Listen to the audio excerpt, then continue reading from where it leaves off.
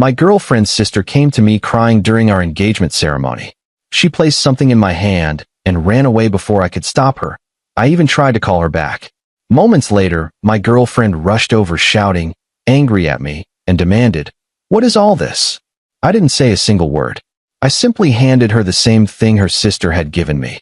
The moment she looked at it, she burst into tears and walked away without saying anything. I'm a 32-year-old civil engineer working on commercial construction projects across the Midwest. My name's not important, but what happened at what was supposed to be the happiest day of my life damn sure is. I've been with Ashley for 4 years, met her at a mutual friend's barbecue, fell hard, did everything right, saved up for a ring, planned the proposal on a weekend trip to the Smoky Mountains, got down on one knee at sunset overlooking the valley. She said yes. Her family loved me. My family loved her. Everything was perfect. Or so I thought. Our engagement party was set for Saturday, September 16th, at Ashley's parents' place. A beautiful property with a sprawling backyard, string lights everywhere, catering from that Italian place downtown everyone raves about. About 70 people showed up. Friends, family, co-workers. I wore the navy suit Ashley picked out. She looked stunning in this cream-colored dress that somehow made her eyes look even brighter. The party started at 5 p.m. By 6:30, I was making my rounds, shaking hands, accepting congratulations, doing that thing where you pretend you're not exhausted from smiling so much. Ashley's younger sister, Brooke, had been helping set up earlier, but I hadn't seen much of her during the actual party. She was 24, worked as a dental hygienist, always seemed sweet but quiet. We'd talked maybe a dozen times in 4 years, always surface-level stuff. Around 7:15, I was near the back porch talking to my buddy Connor about the Packers game when I felt someone grab my arm. Hard. I turned around, and there was Brooke, mascara running down her face, eyes red and swollen like she'd been crying for hours. "I need to talk to you," she whispered, her voice shaking. "Please. Right now." Connor raised his eyebrows, but stepped away. I looked around for Ashley, but didn't see her. "Brooke, what's wrong? Are you okay?" She shook her head violently, pulling me further away from the crowd, toward the side of the house where it was darker, where no one could see us clearly. Her hand was trembling. "I'm so sorry," she said, barely getting the words out between sobs. "I should have told you months ago. I should have said something. But I was scared and I didn't know what to do and—" "Brooke, slow down. What are you talking about?" She reached into the small purse hanging from her shoulder and pulled out her phone. She tapped on it a few times, her hands shaking so badly she almost dropped it. Then she pressed it into my palm and closed my fingers around it. "Just look at the photos," she said. "I'm so sorry. I'm so sorry." And then she turned and ran. Literally ran. Back toward the main party, weaving through groups of people, disappearing into the house. I stood there holding her phone, confused as hell, my heart starting to pound for reasons I didn't understand yet. I looked down at the screen. It was open to the photo gallery. The first image made my stomach drop. It was Ashley. My Ashley. Kissing someone. Not just a peck. A full-on, hands in hair, pressed against a wall kind of kiss. The guy's face was partially visible. I didn't recognize him at first. I swiped to the next photo. Same guy. Same day, judging by Ashley's outfit. A yellow sundress I remembered her wearing in July. They were walking together, his arm around her waist. The next photo showed them getting into a car together. The next showed them at what looked like a restaurant, sitting way too close, her hand on his thigh. I swiped faster. More photos. Different days. Different outfits. Weeks of photos. Maybe months. Ashley laughing with this guy. Ashley holding his hand. Ashley coming out of what looked like a hotel. The last photo was time-stamped 3 days ago. September 13th, Wednesday. The day I'd worked late on a project deadline. The day Ashley said she was having dinner with her mom. In the photo, she was in a car with him, kissing him. His hand was on her neck. I couldn't breathe. My vision blurred for a second, and I had to steady myself against the side of the house. The sounds of the party, laughter, music, clinking glasses, felt like they were coming from underwater. That's when I heard her voice. "What the hell is going on?" I looked up. Ashley was storming toward me, her face twisted with anger. Behind her, Brooke stood frozen near the porch steps, her face pale. "Why is my sister crying?" Ashley demanded. "Why are you standing here with her phone? What did you say to her?" I couldn't speak. I just stared at her. This woman I'd planned to marry. This woman I trusted completely. Answer me, she shouted. People were starting to notice now. Heads were turning. Conversations were stopping. I didn't say a word. I just held up Brooke's phone and handed it to her. Ashley's face went from angry to confused. She looked down at the screen. I watched as her expression changed. Confusion to recognition to pure horror. The color drained from her face. Her mouth opened, but nothing came out. Then she started crying. Not little tears. Full, body-shaking sobs. She looked up at me, her eyes desperate, and whispered, "I can explain." But she didn't explain. She just stood there crying, holding her sister's phone, while 70 people watched from the backyard. Then she turned and walked away. Just walked straight through the party, past her parents, past my parents, past everyone, and disappeared into the house. I stood there like an idiot, my entire world crumbling in real time. My mom was the first to reach me. "Honey, what happened? What's going on?" I couldn't answer. I just walked to my car and left. Update 1. I drove around for 3 hours that night. Didn't go home. Didn't answer my phone, which was ringing constantly. Ashley, my parents, Connor, Ashley's mom. I ended up at a 24-hour diner off the interstate, sitting in a corner booth, staring at cold coffee. My phone buzzed with a text from Brooke at 11:47 p.m. "I'm staying at a friend's house tonight. I'm so sorry I ruined your party. But you deserve to know." She made me promise not to tell. Said it was over. Said she'd end it. But I saw her with him again last week, and I couldn't keep lying for her. "I'm so sorry." So Brooke had known. For how long? And she'd kept it secret until tonight, until she couldn't anymore. I texted back, "Who is he?" 3 dots appeared. Disappeared. Appeared again. "His name is Brandon. He works at her office. It's been going on since March. March. 6 months. Half a year of lies." I wanted to throw up. At 1:30 a.m., Ashley called again. I finally answered. "Please come home," she said immediately. Her voice was wrecked from crying. "Please. We need to talk. I need to explain." "Explain what?" My voice came out cold. Flat. "Explain 6 months of cheating?" "It's not. It wasn't like that. I swear. Please just come home." "I'm not coming home tonight." "Then tomorrow. Please. Give me a chance to explain everything. Please. I love you. I made a mistake, but I love you." I hung up. I ended up sleeping in my car in the diner parking lot for a few hours, then drove to Connor's apartment at dawn. He opened the door in his boxers, took one look at me, and said, "Jesus Christ, man. Get inside." I told him everything. Showed him Brooke's texts. He sat there on his couch, stunned. 6 months, he finally said. She's been cheating for 6 months, and still went through with the engagement party? That was the part one couldn't wrap my head around either. She'd smiled. She'd kissed me in front of everyone. She'd worn my ring. She'd made a toast about how lucky she was. All while sleeping with someone else. "What are you going to do?" Connor asked. I don't know. But I did know. I just didn't want to say it yet. Sunday morning, I finally went back to our apartment. Ashley was on the couch, still in her engagement party dress, makeup smeared, eyes bloodshot. The place looked like she hadn't moved all night. "Thank God," she whispered when she saw me. She stood up. "Please sit down. Please let me explain." "Fine. Explain." She sat down, wringing her hands. I stayed standing. "It started in March," she began. "At the office. Brandon and I were assigned to a project together. We were working late nights. It just happened. One night we kissed. I knew it was wrong. I knew it immediately. But then it kept happening. I don't know why. I was weak. I was stupid. But I swear to you, I tried to end it multiple times." "When? What? When did you try to end it? Give me dates." She hesitated. I don't remember exact dates. The photos go through last Wednesday, Ashley. 3 days before our engagement party. That doesn't look like trying to end it. She started crying again. I know. But I swear, I told him that week it was over. That I was getting engaged, and I couldn't do it anymore. Wednesday was supposed to be the last time I saw him. To end things properly. By making out with him in his car. I know how it looks.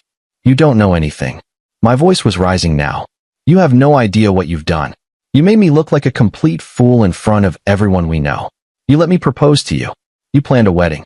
You let me believe we had a future, while you were screwing someone else. I wasn't screwing him. Don't lie to me anymore. Please. Just stop lying. She covered her face with her hands. Okay. Yes. We slept together. A few times. But it didn't mean anything. He didn't mean anything. You're the one I love. You're the one I want to marry. Get out. What? Get out. This is my apartment. My name on the lease. Get your stuff and get out. No. No, please. We can work through this. We can go to counseling. Please don't do this. Ashley, get out before I call the cops. She stared at me like I'd slapped her. Then she stood up, grabbed her purse, and walked to the door. Before she left, she turned back. I love you, she said. I'm going to fix this. I swear I'm going to fix this. Then she was gone. Update 2. The next 2 weeks were hell. Ashley called and texted constantly. Her mom called me, crying, begging me to reconsider. Her dad called me, apologizing for his daughter, saying he was ashamed of her. My own parents were supportive but kept asking if I was sure I wanted to throw away 4 years over one mistake. One mistake. Like she'd forgotten to pick up milk, not carried on a 6-month affair. Brooke texted me a few times to check in. She'd moved out of her parents' house temporarily, staying with a friend, because apparently Ashley had screamed at her for hours after the party. Called her a traitor. Said she'd ruined her life. I finally agreed to meet Ashley for coffee on October 2nd. Not because I wanted to reconcile, but because I needed closure. Needed to look her in the eye and understand why. We met at a Starbucks near her office. She looked terrible. Thinner. Dark circles under her eyes. Hair pulled back in a messy ponytail. Nothing like the confident, put-together woman I'd known. Thank you for meeting me, she said as I sat down. I didn't respond. Just waited. I've been in therapy, she continued. Trying to figure out why I did what I did. My therapist thinks I have commitment issues. That I self-sabotaged because I was scared of marriage. That's convenient. I'm not making excuses. I'm just trying to understand it myself. Because I do love you. I never stopped loving you. You slept with someone else for 6 months while planning a wedding with me. That's not love. I know. You're right. But people make mistakes. People mess up. And I'm begging you to give me another chance. Please. I'll do anything. I'll quit my job. I'll move. Whatever you need. I need you to be honest with me about one thing. Anything. Did you ever actually plan to stop seeing him? Or were you just going to marry me and keep him on the side? She looked down at her coffee. Didn't answer. That's what I thought. I don't know, she finally whispered. I don't know what I was going to do. I was so confused. I loved you, but I also felt something with him. Something exciting. Something new. And I didn't want to give it up. But I also didn't want to lose you. At least she was being honest now. There's something else you should know, I said. I had your ring appraised last week. Turns out the diamond was insured. So I'm returning it and getting my money back. All $12,000. Which I'm using to move. I found a new place. Closer to my job site. I'm leaving this city. Her face crumpled. You're leaving? Yeah. Fresh start. New life. Without you. Please don't. Please. I can't lose you. You already did. The day you kissed him. I stood up to leave. She grabbed my hand. Wait. There's something you should know too. What? Brandon and I, we're not together. He was married. His wife found out about us 2 weeks ago. She kicked him out. He lost his job. He's blaming me for everything. Saying I seduced him. That I ruined his life. I almost laughed. Almost.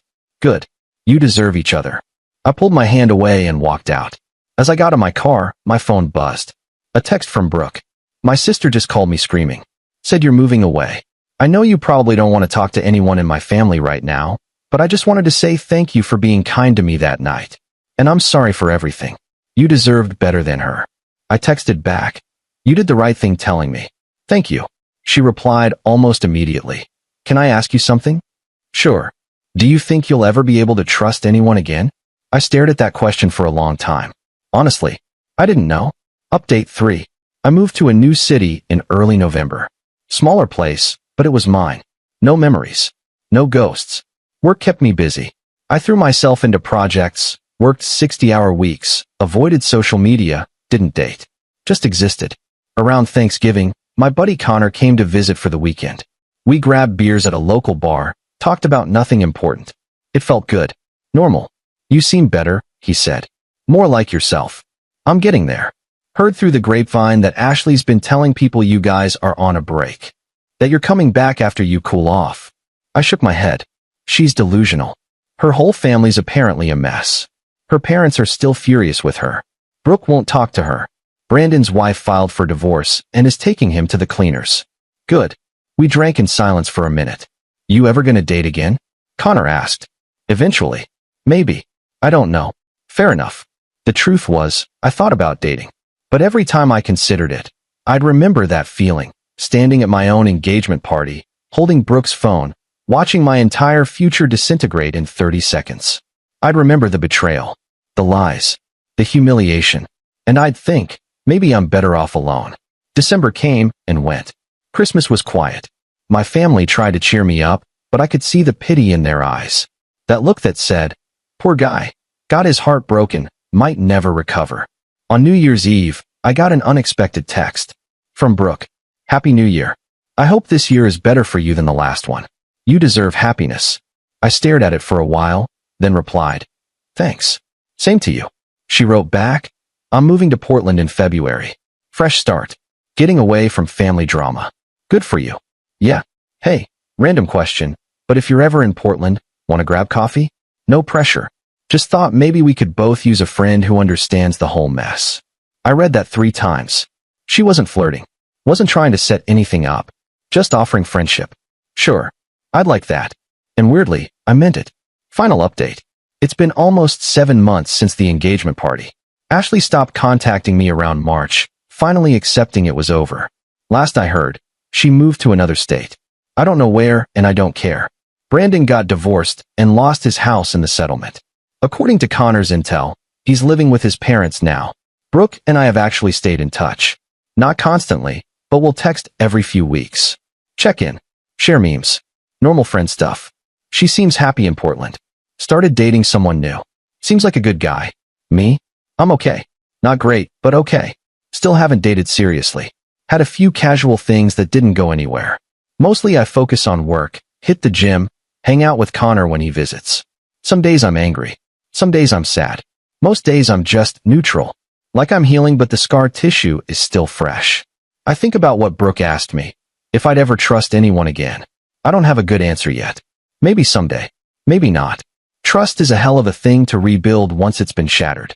The weird thing is, I'm not even that mad at Brooke anymore for waiting so long to tell me. I understand it now. She was stuck between loyalty to her sister and doing the right thing. She chose the right thing. That took guts. Sometimes late at night, I think about that moment at the engagement party. The moment Brooke pressed her phone into my hand. The moment everything changed. Part of me wishes she'd never told me. That I'd married Ashley, lived in ignorant bliss, maybe never found out. But the bigger part of me knows that's bullshit. Better to know the truth, even if it destroys you, than to live a lie. I'm 33 now. Single. Starting over. No idea what the future holds. But at least it's a future built on truth. That's something. Edit 1. A lot of people have asked if I ever confronted Brandon directly. I didn't. What would be the point? He was a coward who slept with someone he knew was in a relationship. Nothing I could say would change who he is. I let his divorce and ruined reputation speak for itself. Edit 2. To those asking if Ashley ever apologized beyond that coffee meeting. She sent me a long email in February. I didn't read it. Deleted it immediately. Whatever she had to say, I didn't need to hear it. Some apologies come too late. Edit 3. Someone asked if I regret proposing to her at all. Honestly, no. At the time, I loved her. I thought we had something real. The fact that she destroyed it doesn't erase the good times we had before. It just means I learned who she really was before I made an even bigger mistake. In a twisted way, Brooke saved my life.